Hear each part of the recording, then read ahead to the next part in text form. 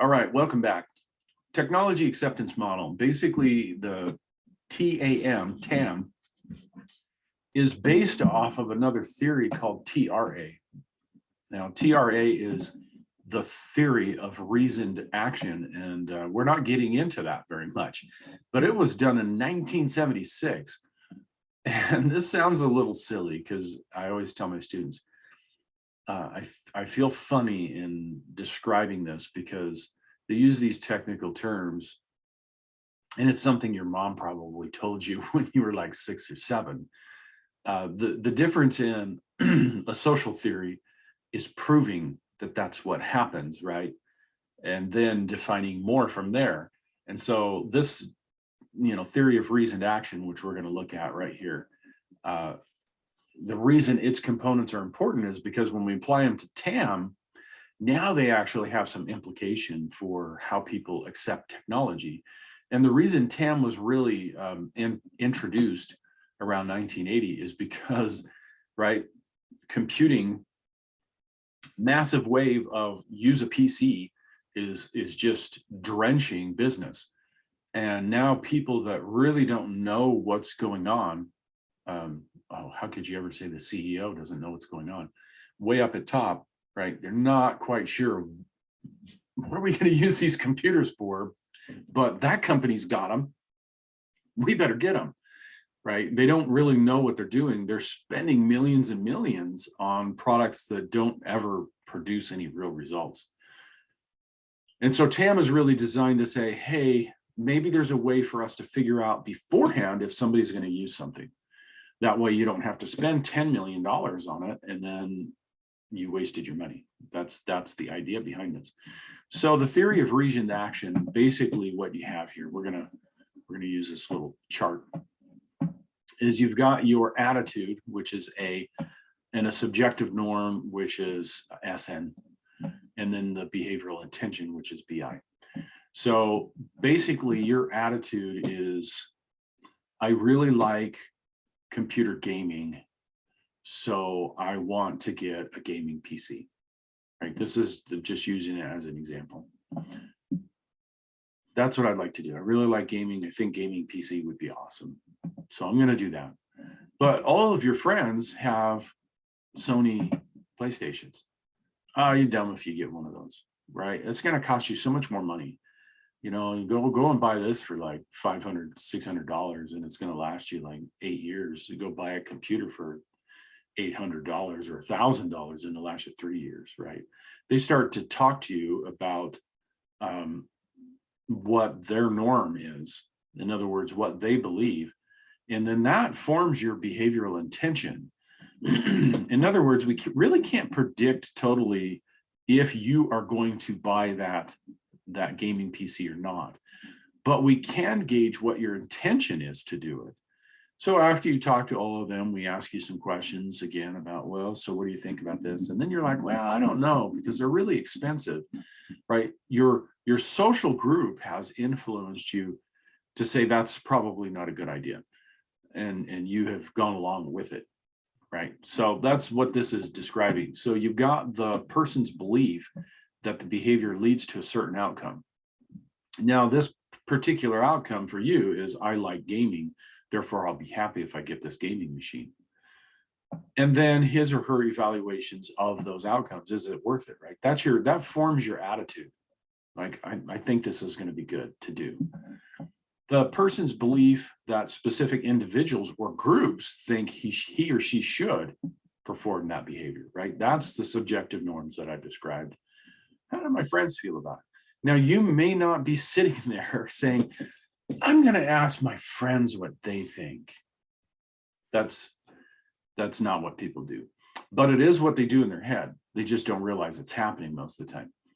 And then, of course, you've got the relative importance of that attitudinal normal considerations, blah, blah, blah, blah, blah, which means for some people, they may listen a little to their friends or that group of friends, but not as much as they listen to themselves. And that's just not clear cut, right? In movies, they always say, oh, well, he does his own thing. She goes out and makes her own path.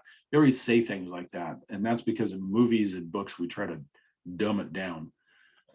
In real life, we're not that way. You have an attitude that's really strong for, say, what kind of vehicle you're going to buy, and not so much an attitude that's really strong about what you're going to do with your career. Right? That's how we are. So these are the weights that are placed upon them of various situations. That's why you really can't say this person will do that, because there's so many variables, but at least we can try to predict it a bit. So that forms your intention to do something. Now, of course, this was really designed to try to help in psychology when you're dealing with people that are messed up, they don't think correctly, and trying to determine whether or not this behavior is going to be harmful to them or somebody else, right?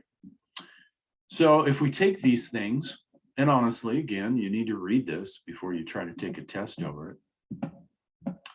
And this section, I do need to say this too, is there is actually a study guide and a test for these to really force you to go through the information. So let's take a look at TAM. So in 1986, Davis takes this and says, you know, hey, that's really good. I think we could apply that to technology, but we need to adapt it a little bit.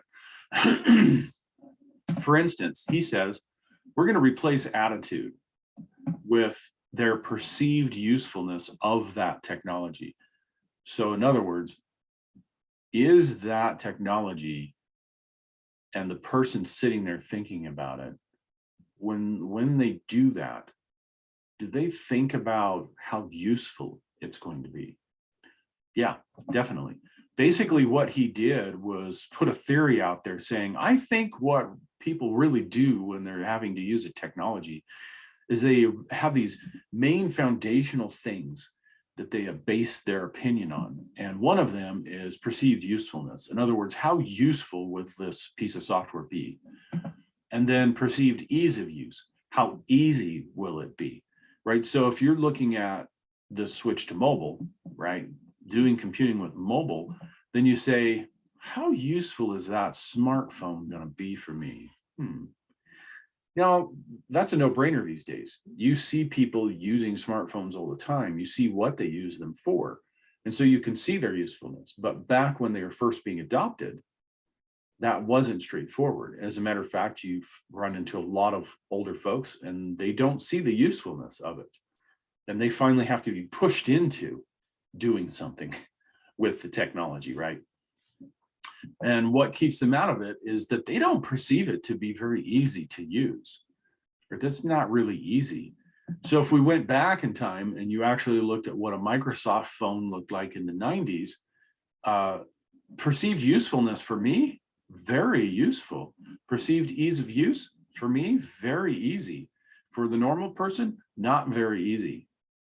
Right? Basically, they made a Windows interface and put it on a phone. Sounds like a great idea, but smaller screen, installing apps. I mean, geez, people don't even understand how to install things on their own computers. So now you just perpetuated the problem, right? So there was some problems there.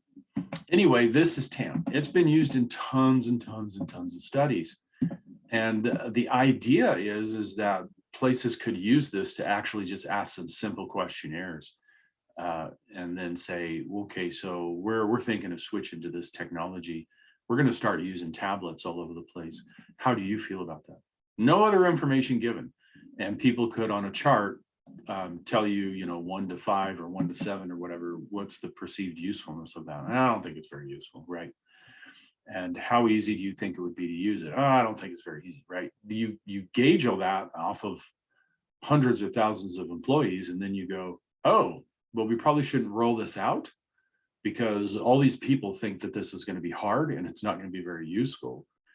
So if we do roll it out, we're going to have a low adoption rate and we may have lost millions of dollars. Now, the next theory we're going to take a look at actually defines these things down further.